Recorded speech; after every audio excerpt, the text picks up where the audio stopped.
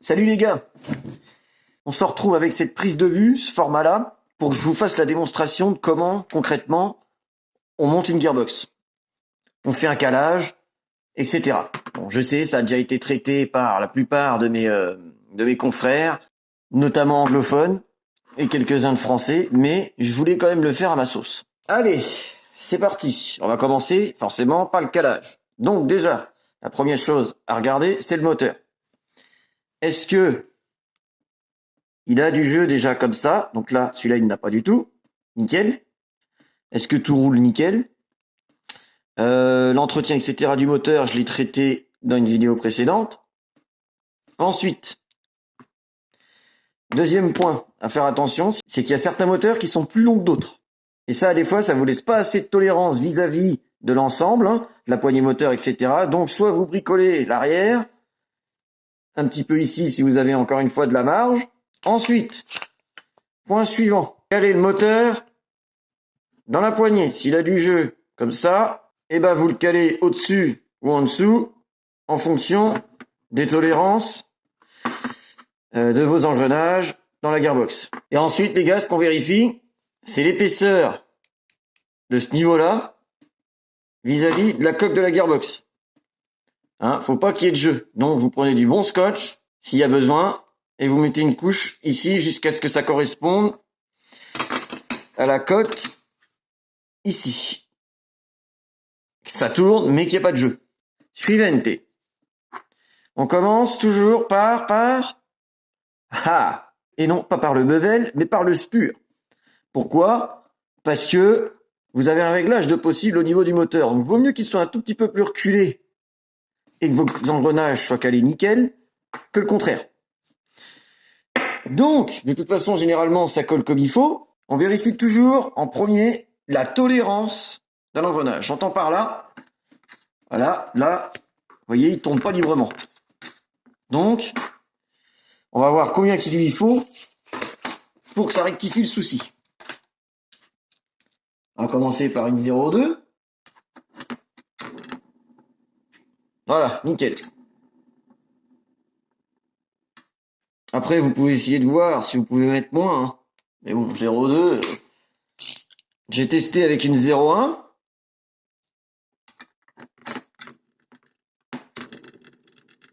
Vous voyez, c'est un peu léger.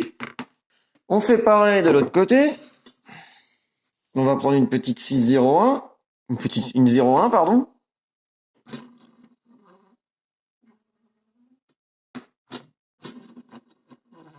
Nickel. Donc là, on a les tolérances de notre engrenage. Alors, pour le bevel.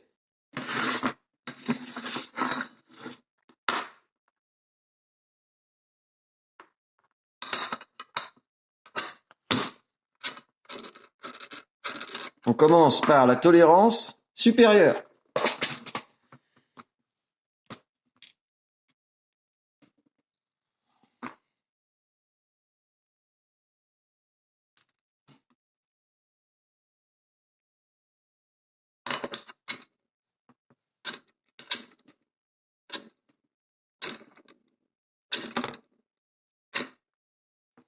Nickel. Bon, alors j'ai un peu de mal à vous montrer, les gars, mais en gros, ce qu'on vient régler, c'est l'avancée ou pas du moteur. Alors, ce qu'il faut, concrètement, c'est que l'arête ici corresponde à l'arête ici. Donc, une fois que vous avez réglé votre jeu comme ça, et ben vous allez régler le bevel gear en hauteur. Attention, c'est pas une généralité du tout, mais généralement, on est sur du 0,2 en dessous le spur, 0,5 en dessous le bevel et 0,5 en dessous le piston gear. Et ensuite, bon, les parties supérieures, ça dépend des tolérances. Donc, là, j'ai mis une 0,5. J'ai encore énormément de jeu.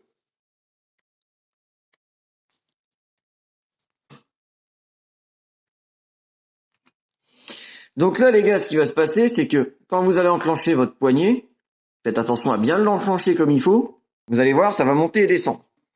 Donc là, pour l'exemple, je vous montre directement avec le moteur. Hein. C'est pas comme ça qu'il faut faire. C'est une fois qu'on a réglé l'avancée du moteur, on a fermé la poignée, etc., on n'y touche plus. Hein. Donc, quand vous allez reculer et ravancer la poignée, à faire monter et descendre l'engrenage. Et c'est en observant que vous allez voir à quel niveau il faut que l'engrenage y soit dans le roulement. Une fois que vous avez fait ça, ce que vous pouvez faire pour vérifier si c'est correct, c'est de venir ici et d'y avoir un petit jeu. Voilà. D'avoir un petit clic, un petit jeu. Une petite tolérance, quoi. Légère. Voilà. Une fois que vous avez fait ça, poignée moteur montée réglée qui vous donne la hauteur de l'engrenage, vous réglez la partie inférieure de celui-ci. Donc les bacs qui vont en dessous. Et vous mettez 0,1 de plus pour avoir la petite tolérance. Voilà. Et ensuite, vous corrigez le jeu qui reste à corriger sur la partie supérieure. Pour qu'il y ait, encore une fois, 0,1 de millimètre de jeu. Que l'engrenage, il bouge un tout petit peu. Là, je vous le montre à la main sans serrer. Mais que l'engrenage, il bouge un tout petit peu de haut en bas. Mais vraiment léger. Et quand vous faites ça, quand vous secouez comme ça la gearbox, normalement, bon là, j'ai pas fini de le régler, mais normalement, vous ne devez pas entendre le maracas. La partie la plus complexe est effectuée pour le calage. En soi, c'est pas si complexe que ça. Mais bon. Ensuite, et encore une fois dans leur tolérance, vous allez placer au mieux la spure pour qu'elle soit le plus possible alignée avec les dents qui lui correspondent, mais avec un jeu environ 0,2 ici. Et, chose très importante, car, d'après ce que j'ai vu, jamais été expliqué par mes confrères, c'est le sens des butées. D'un sens une butée, d'un autre un jeu. Mon bevel gear, il repose sur le pignon de mon moteur, et en dessous se trouve mon spur gear. Donc, ma butée doit être du côté inférieur. Pour que le jeu se fasse au-dessus, parce que si c'est l'inverse, et que j'ai un jeu un peu trop important, eh ben ça peut venir frotter sur le spur, forcer sur le pignon moteur, etc. Donc, pour le bevel et l'engrenage piston, butée sur les parties inférieures. Et le spur sur la partie supérieure pour que la butée soit bien réglée. Vous essayez d'avoir l'œil et vous montez le spur au maximum en comptant 0,2 d'écart entre les deux engrenages. Vous remontez. Allez, astuce suivante. Au lieu de vous emmerder à chaque fois avec des vis, vous prenez une poignée ou deux comme ça là, qui sert bien et vous testez comment que ça tourne. Alors, quand vous testez comment que ça tourne, les gars, vous le faites dans les trois sens. C'est-à-dire comme ça, comme ça, comme ça.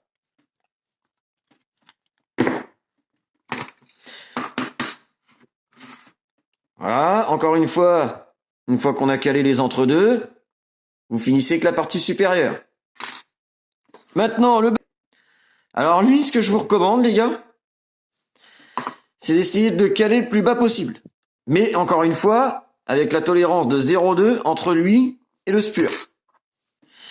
Donc, là, en l'occurrence, ça me donne du 0,5. La plupart du temps. Pourquoi il faut le caler le plus haut possible? Parce que, comme ça va vous éviter ce qu'on va voir par la suite. Les soucis de frottement sur le tapet de plate, sur cette partie-là. Ah, ça va vous éviter. Ça va aider à vous éviter. Et ça, c'était le montage d'un copain. Vous voyez, il avait calé l'engrenage trop haut, du coup, ça a un petit peu mangé le bord, là. Donc ça, surtout à vérifier. Voilà les gars pour le calage. Voilà, là, c'est pas un bulle que je fais. Je vous montre juste ça, donc je vais pas au bout du truc. Maintenant, une fois qu'on a fait son calage, faut vérifier son piston. Donc, on enclenche le bazar. Tac. On vérifie déjà sans l'engrenage.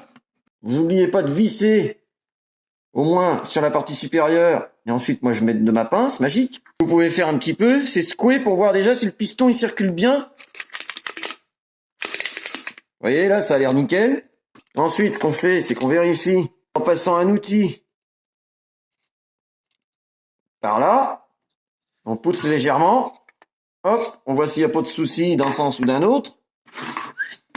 Alors, s'il y a des soucis, ce que vous pouvez faire,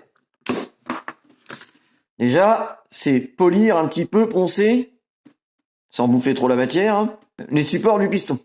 Ensuite, soit trouver un autre piston, ou alors usiner légèrement cette partie-là et cette partie-là. Donc en gros, voilà, il recule un petit peu plus et qu'il ait un petit peu plus de jeu. Et des fois, ça suffit pas. Faut trouver un autre piston. Ensuite, la correction d'angle d'engagement. Donc là, vous voyez, avec cette tête de piston-là, qui est un petit peu plus épaisse, etc., j'ai pas besoin de mettre de cale. C'est direct nickel. Et sur ces pistons-là, la dent, elle est déjà rabaissée. Celle-là, là. Les pistons FPS Softair. Un peu cher, mais très bon piston d'ailleurs. Et je trouve qu'ils ont des meilleures tolérances. Bref, donc sinon, voilà, au niveau d'une langue d'engagement, concrètement, pas forcément à midi, hein. Mais il faut que les deux dents, il faut que la première dent de votre engrenage corresponde au maximum avec la première dent de votre piston. Et c'est pour ça que souvent, on doit abaisser la deuxième dent. Et c'est pour ça que souvent, ici, il manque une dent et que celle-là, on doit l'abaisser. Ça doit passer pour que ça puisse passer correctement. Donc, pour corriger l'angle d'engagement, on a plusieurs solutions. Soit on va venir mettre des cales ici, soit on va venir coller un sorbopad spécifique au niveau de la tête de cylindre. Et ça, c'est plus pour les mecs qui recherchent vraiment le silence. Donc, une fois qu'on en est là, on vérifie, comme je vous disais, si l'engrenage piston n'est pas trop haut. Pour pas que ça vienne faire le phénomène que ça a fait. Ensuite, tout est bien calé, etc. machin. On referme la gearbox avec des vis ou des pinces. Et ce qu'on va faire, c'est que ici, on va venir tourner le bevel gear gentiment et voir si le piston, il va jusqu'au bout sans défaut. Si c'est pas le cas, vous pouvez essayer avec les solutions que je vous ai données précédemment. Ou alors, malheureusement, il va falloir trouver un piston qui matche avec votre engrenage ou vice versa.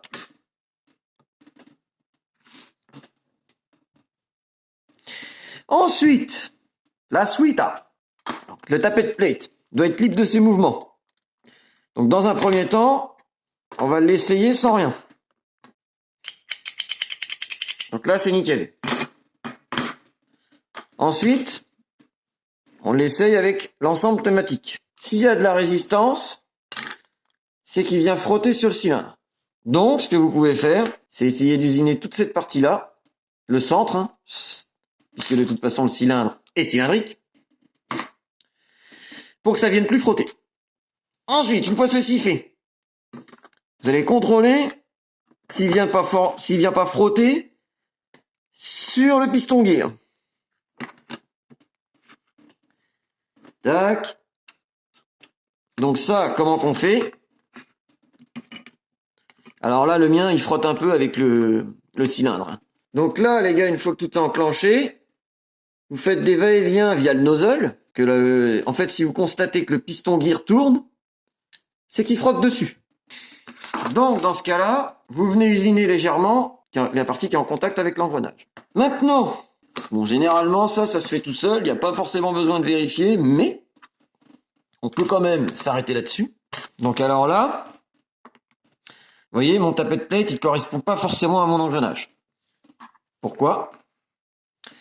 Parce que ici, il vient le toucher tard.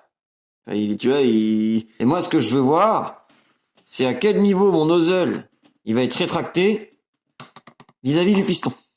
Donc, c'est pour ça que souvent, les techs, ils coupent la patte du tappet plate pour que le nozzle revienne plus rapidement. Mais faut pas le faire trop court, sinon, ça n'aura pas forcément le temps de cycler. Du coup, vous aurez des problèmes de feed, de billes qui remontent dans le bloc up. Mais là, on a quand même, en l'occurrence, je sais pas si vous arrivez à voir, ça a quand même l'air de bien matcher sur une bonne surface. Parce que des fois, même arrivé là, ça va pas se toucher. Ce qui fait que le nozzle, il va être plus avancé.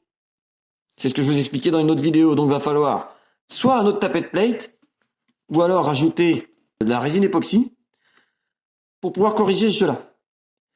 Si quand vous faites ça, ça frotte, vous voyez ça se tord, ça frotte, alors ça, faut le faire gearbox monté. Hein. Vous y allez tout doucement et vous enlevez de la matière ici. Maintenant, on va vérifier la longueur du nozzle. Ce que vous faites, vous prenez votre ensemble bloc up, joint à canon. Vous vérifiez au préalable forcément que les billes coulent correctement dans votre ensemble sans prendre en compte la gearbox. Une fois que c'est bon, vous venez mettre l'ensemble bien plaqué. Alors attention, là je n'ai pas mis de ressort. Surtout, vous mettez le ressort du tapet plate pour bien que ça soit plaqué à fond. Ok les gars. Ensuite, avec l'ensemble d'engrenages, l'anti-retour, etc. et vous faites en sorte que votre nozzle soit rétracté à fond. Ça va vous permettre aussi de vérifier en tension ici si vous êtes bon. Voilà. Et ensuite, vous faites le test. Donc, vous faites le test, hein, tout ça bien plaqué. Vous regardez déjà à l'intérieur si vous voyez le nozzle dépasser ou pas. Généralement, s'il dépasse, c'est que c'est mort. Et vous voyez si ça fit correctement. Alors, ensuite, moi ce que je vous recommande, c'est d'avoir un nozzle qui n'est pas juste pile poil à fleur, mais qui est légèrement plus court. Comme ça, vous n'aurez pas de souci de feed. Par contre, encore une fois, le nozzle, faut qu'il ait une bonne longueur aussi. Donc pour ça, vous le rétractez à fond. Là, ça va pas fonctionner parce que j'ai qu'un bloc up, mais avec un ensemble. En gros, il faut que vous ayez à peu près 2 mm qui viennent pousser le nozzle. Et normalement, vous aurez une étanchéité qui se fait correctement entre la jonction nozzle et joint au pump. Alors, un autre point à voir qui peut être important pour la régularité, etc., c'est la rigueur de votre nozzle. J'entends par là qu'il n'y ait pas de jeu comme ça, ni comme ça. Donc, ce qu'il y a de bien avec les nozzles Begali, c'est que ces messieurs, ils ont 2 joints, ou épices. Un joint à l'entrée, et au lieu d'avoir le deuxième joint, comme les SHS, tout de suite derrière, ils l'ont un petit peu plus loin. Ce qui fait que ça apporte un gain en stabilité. Et c'est génial. Les enjeux vont se jouer au niveau des cotes, des tolérances entre le ou les joints du nozzle et leur support au niveau de la tête de cylindre. Donc ça, faut que ça matche. Après, si c'est vraiment trop laid sur certains nozzles, vous pouvez essayer de changer. Ensuite, faut vérifier. Ensuite, les gars, ce que vous pouvez faire aussi, c'est vérifier que l'attache du tapet plate avec le nozzle matche bien aussi. Point suivant, c'est le profil du bout du nozzle. Donc généralement, il n'y a pas de souci, mais des fois, il peut y avoir des problèmes de compatibilité ou alors des tolérances du bloc up vis-à-vis du joint, etc. Ça peut poser des problèmes. Donc, si vous avez les outils pour, etc., avec un profil comme ça matche pas, vous pouvez le chanfreiner. Ensuite, les gars, vérifiez bien aussi l'axe de la tête de cylindre dans la coque, qu'elle soit pas à moitié de traviole pour que votre nozzle ne soit pas désaxé vis-à-vis du joint. Maintenant, on va passer à la pneumatique, l'étanchéité. Alors, ce que vous pouvez regarder pour que ça matche correctement, voyez, vous venez en mettre gentiment. Si vous voyez déjà qu'il y a trop de jeu entre la tête de piston et le cylindre, c'est mauvais signe. Et ensuite, plus votre joint, entre guillemets, il aura du mal à coulisser dans le cylindre, et ben logiquement, plus vous serez étanche. Premier point. Deuxième point, les orifices, les entrées d'air. Plus vous avez des entrées d'air de bonne qualité et conséquentes, plus ça viendra plaquer uniformément le joint sur votre cylindre. Là, je suis en train de vous refaire ce que j'ai déjà dit dans la vidéo sur la pneumatique. Donc, bref. Pour vérifier son étanchéité, les gars, on bouge d'abord sans le nozzle la tête de cylindre et on essaie comme ça. Donc là, franchement, c'est vraiment nickel. Là, ça force. Hein. Le joint, il prend effet direct. Hein. Ensuite, vous essayez nozzle fermé et nozzle rétracté. Ça veut dire, on enclenche le tapet de plate, on le pousse à fond, à fleur de la tête de cylindre, là, et c'est là qu'on va venir vérifier. Nickel. Si vous voulez pousser encore plus loin, vous enclenchez le tout, vous prenez votre ensemble canon, vous venez le plaquer comme ça, et là vous faites le test en bouchant le bout du canon. Comme ça vous saurez si votre ensemble Comme ça, vous constaterez s'il y a un problème d'étanchéité entre le nozzle et votre joint. Et ça peut se passer aussi entre votre joint et votre bloc hop-up. C'est pour ça que moi, je téflonne toujours les joints hop-up. Et notamment pour ce que je disais dans une vidéo précédente, mettre le canon à fort. Alors après, quand je dis à fort, les gars, faut pas non plus que ça force comme un bœuf. Faut que votre joint il se mette correctement. Bon, je crois qu'on a fait le tour. Allez, je vous dis à la prochaine.